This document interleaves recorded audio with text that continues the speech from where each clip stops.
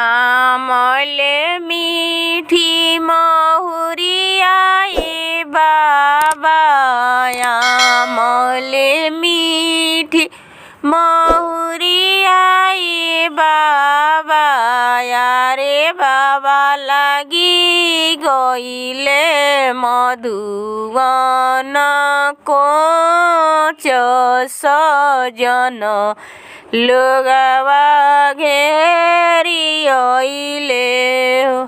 कोठा के ऊपर कोठड़िया ए बाबा, कोठा के ऊपर कोठड़िया ए बाबा, यारे बाबा के ताना सुतिले नीर भेद सजन, लोगवा घेरी अइले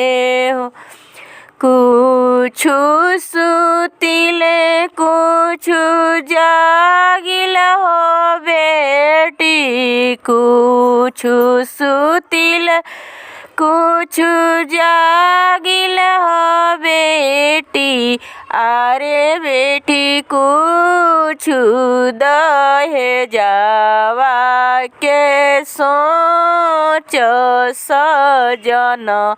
लोगवा घेरी अइले हो एतना दहेज दान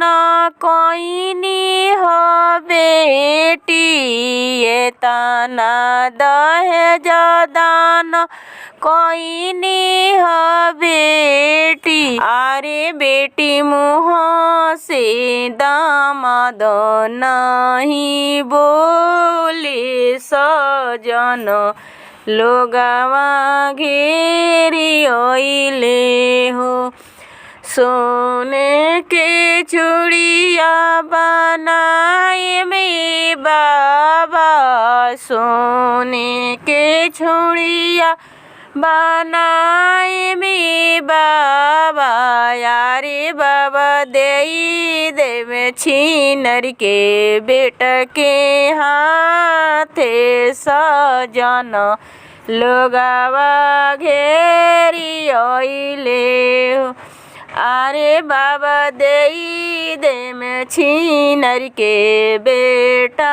हाथे सजन, लोगवा घेरी अइले हो जब छिनर के बेटा हाथे छुड़िया लिहले, जब रे छिनर के बेटा